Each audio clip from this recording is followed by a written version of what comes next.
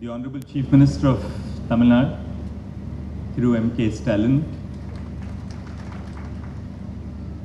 Thiru Kiren Rijiju, the Union Minister of Law and Justice, my distinguished colleagues, Justice V. Ram Subramaniam, Justice M.M. Sundaresh, Honorable Justice T. Raja, the Acting Chief Justice of the Madras High Court, Justice R. Mahadevan, Judge of the High Court of Madras, and all the colleague judges of the High Court, Thiru P. Murthy, the Honorable Minister of Commercial Taxes, Registration and Stamp Law, Dr. Palanivel Tyagarajan, the Honorable Minister of Finance, Thiru S. Raghupati, the Honorable Minister of Law, Thiru R. Shanmugasundaram, Advocate General of Tamil Nadu, all the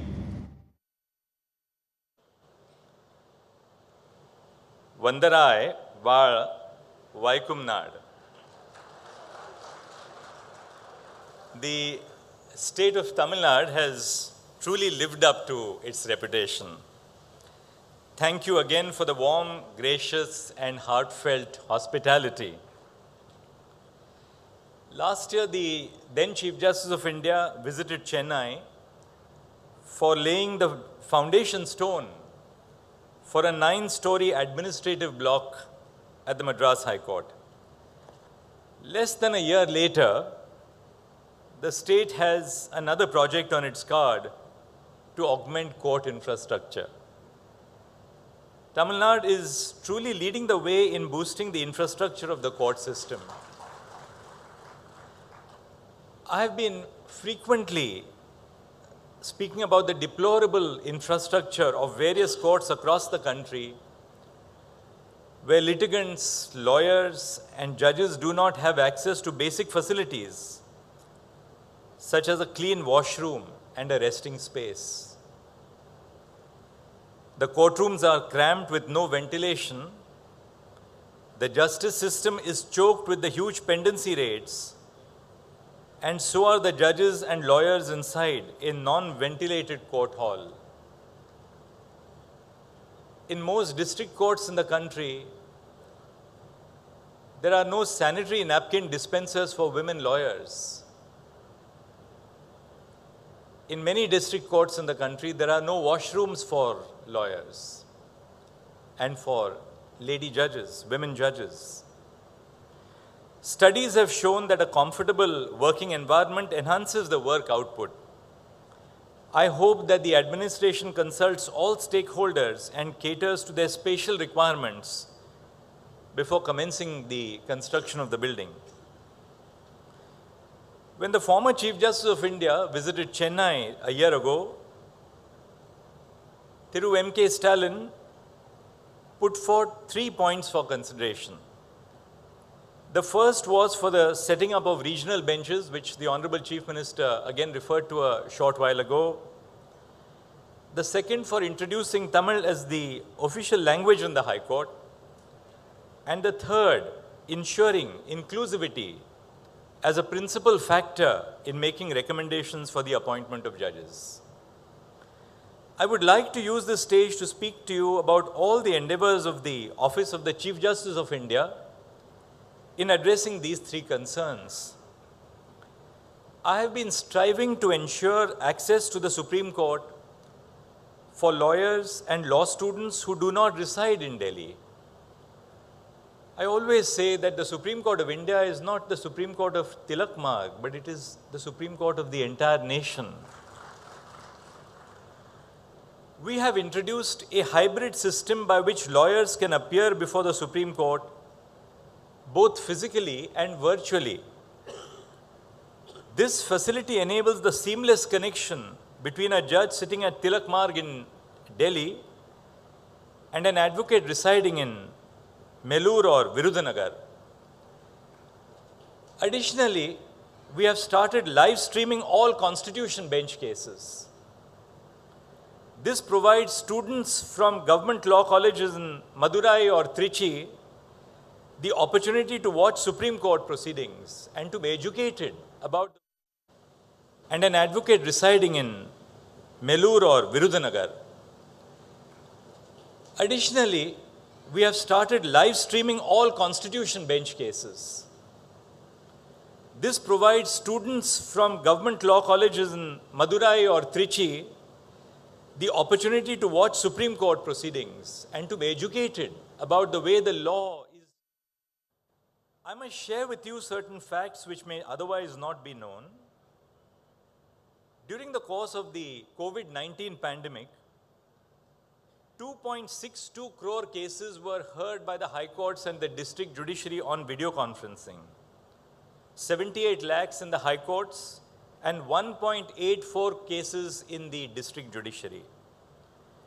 The Supreme Court from 23rd March 2020 till 13th February 2023 heard 4,13,537 cases through video conferencing.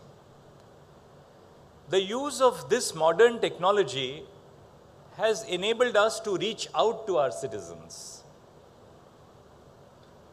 Lawyers in the Supreme Court who appear before us are unquestionably the leaders of the profession in Delhi, but equally the base of the pyramid in the legal profession comes from lawyers from socially and economically marginalized backgrounds. The tip of the iceberg is very small. The base is what defines the identity of the legal profession.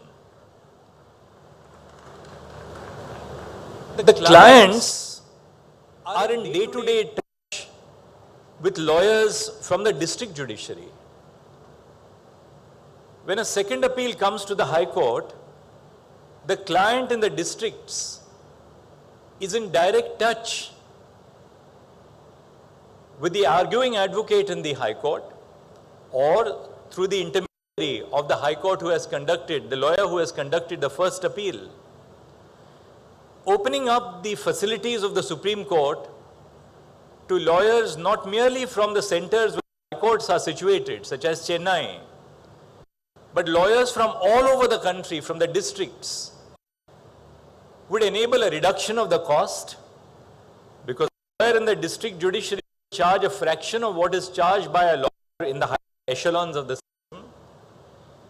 But there is a great deal of confidence which the citizen has in the lawyer who has conducted the case in the forum where the case was instituted.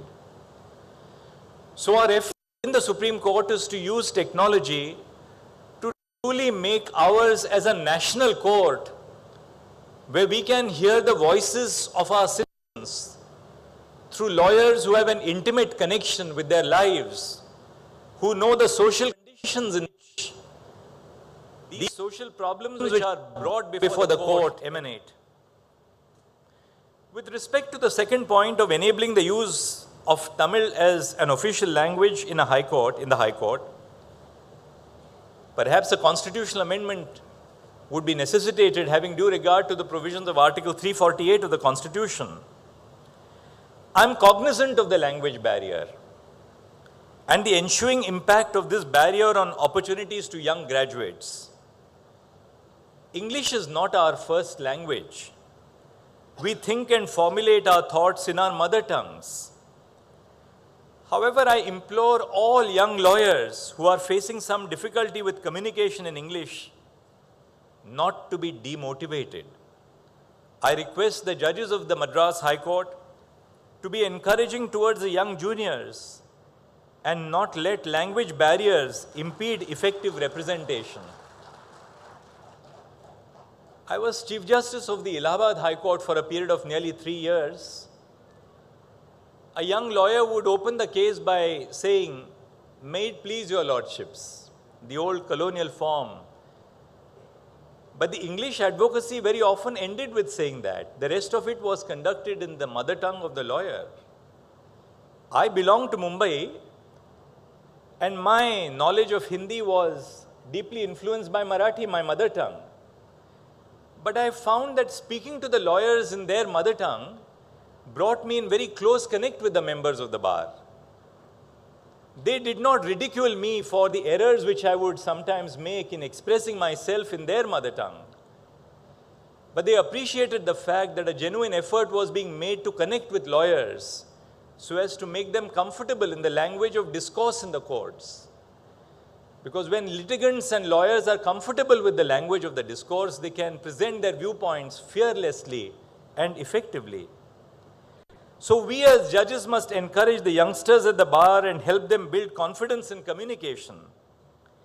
In an attempt to localize the justice delivery system and bring it closer to the citizens, we have started translating judgments of the Supreme Court in other official languages recognized by the Indian Constitution, including Tamil, with the aid of artificial intelligence. I hope that this initiative will go a long way in not only bringing the court closer to the citizens, but would also help lawyers who are not conversant with the English language to keep up with the developments in law. Since independence, there are 34,586 judgments of the Supreme Court, all written in English. Our judgments were being made available to our citizens by private law publishers for whom you had to pay a subscription of between 30 to 50,000 rupees a year.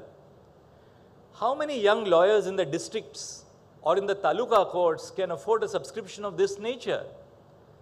So one of the first steps that I took after I took charge as Chief Justice of India on 9th November last year was to digitize all the 34,000 plus judgments of the Supreme Court. These judgments are now available free of charge, not merely to our citizens, but to globally to anybody who wants to read the judgments of the Supreme Court. We have also ensured that there is a free text search engine which can be accessed by citizens across India. But we have not stopped at that. The IIT Madras has provided to us an AI-based software for translating of our judgments, but translation of judgments through artificial intelligence requires human verification. So we have requested all high courts to constitute a team of retired district judges who will verify the correctness of the translation. And the Supreme Court is using its own funds to ensure that the translations are put out. Today we have 4,428 judgments which have been translated. The project is in its infancy. To give you an idea, 4 have been translated in Assamese, 1 in Garo, 3 in Gujarati, 4,243 in Hindi, 17 in Kannada, 1 in Khasi, 29 in Malayalam, 14 in Marathi, 3 in Nepali, 26 in Odia, 4 in Punjabi, 52 in Tamil, 28 in Telugu and 3 in Urdu. The reason I gave you these statistics is that I request now the government of Tamil Nadu to take this up as a mission. And I'm sure that with its commitment towards infrastructure, this is a joint mission for all of us to reach out to our citizens. But it is not just the judgments of the Supreme Court which have to be translated. All the judgments of the high courts must equally be translated into every regional language available in India. The judgment search portal of the E-Committee of the Supreme Court has 1,11,06,805 judgments of the high courts, all available free of charge. Out of these 1,11,00,000 judgments which are available in English, 8,76,000 judgments are from the state of Tamil Nadu, from the Madras High Court. I would request the Chief Justice of the Madras High Court to take up the translation of these 8,76,000 judgments of the Madras High Court which are in English into Tamil, so that not only the judgments of the Supreme Court are made available to the citizens, but equally all these 8,76,000 judgments are available to lawyers and citizens across Tamil Nadu, as well as the representatives of this great state who reside across the world to know of their rights. Moreover, the judgments of the High Court, when they are translated into Tamil, would be made available to police stations, to education officers, to collectors, to tehsildars, So revenue judgments will be made available to the revenue arm of the state. Judgments on criminal procedure will be available to the police academies, to the police officers. Judgments on education will be available to the education department. So look at the potential which we have today in terms of technology and a little bit of imagination if we apply it. I hope, therefore, that this initiative will bring us closer to our citizens. On the third point, which the Honorable Chief Minister justifiably made, that is inclusion as a principal factor for the appointment of judges, in the earlier collegium recommendations published by my 6-member collegium that I head, we have laid out the factors for consideration. And these factors for consideration include representation to members of the marginalized communities, including women and the backward communities, and to the best extent possible, representation to all the high courts. Because the Supreme Court, to my mind, is truly a Supreme Court which represents the nation. And we are making a conscious effort to ensure that different high courts, different regions of the nation, find representation in the Supreme Court. I next turn to the lawyer community assembled here. But before that, I must share a small anecdote. When we started live streaming of our court proceedings, a distinguished member of our bar, who is also a member of Parliament, Mr. P. Wilson, interacted with me. He's a member of the Parliamentary Standing Committee attached to the Department of Justice, which visited the Supreme Court last year and again 2 days back to interact with us on legal aid schemes. And the learned member of Parliament shared with me that by allowing hybrid hearings, hearing lawyers from across the country, you are truly becoming a court for the nation. So that a lawyer sitting in Chennai, or for that matter anywhere in the state of Tamil Nadu, or from Orissa or West Bengal or Kerala or Maharashtra or Madhya Pradesh or UP can address us as judges of the Supreme Court. Now I turn to the lawyers community. I like to highlight 3 issues. First, there is a need to enhance the entry-level pay for junior lawyers. I am told that the entry-level pay in Madurai for young law graduates is somewhere between rupees 5,000 to rupees 12,000 per month. Such poor pay disproportionately impacts members of the marginalized communities, such as the scheduled castes and the scheduled tribes, and women.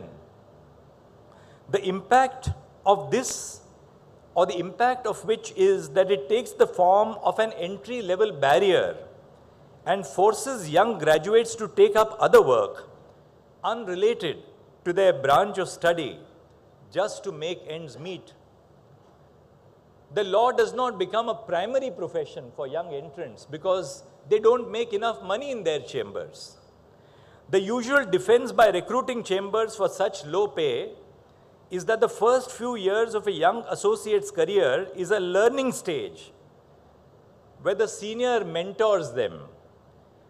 I would request the senior members of the bar, please shed this paternalistic approach. Today's youngsters are sharp, hardworking, and hungry for work. Interact with them about their approach towards the law. I have 5 judicial clerks, all of them first-time lawyers with no connection in the legal profession in their families. One of them, a woman lawyer, is from Madurai. She comes from an agricultural family. But the benefit of women's education in the state of Tamil Nadu, she went to a national law school and now has come to work with a judge of the Supreme Court. Another sister has become a doctor and has gone abroad to pursue higher education. So that shows you the power of women's education. You will be spellbound by the fresh approach that young lawyers bring to the table. All I ask of senior lawyers is to trust the youngsters of the bar. with work and fairly compensate them for their hard work and long hours. The old approach where young lawyers just came to us to learn has to be replaced by an understanding that they contribute as much as they learn.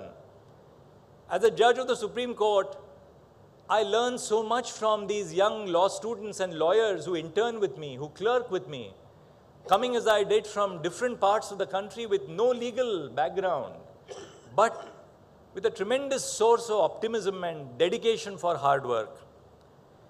The second issue that I want to highlight is the abysmal men to women ratio in the legal profession.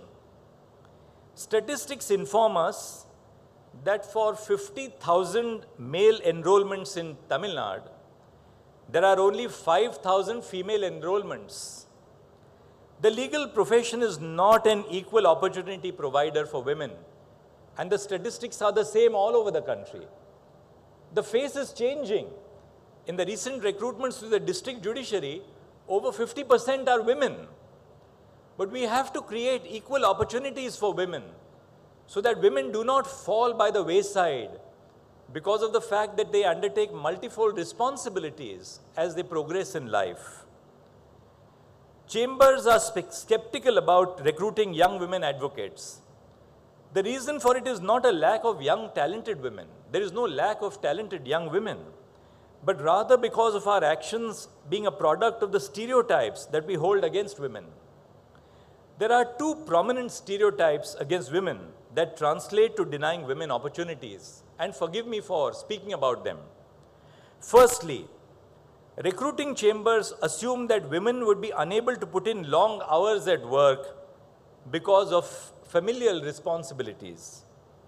We should all firstly understand that childbearing and child care is a choice, and women should not be punished for taking up that responsibility if they wish to, but rather encouraged and supported in any choices that they may choose to make. உடனுக்குடன் செய்திகளை தெரிந்து கொள்ள Sun news bell ஐகானை click பண்ணுங்க.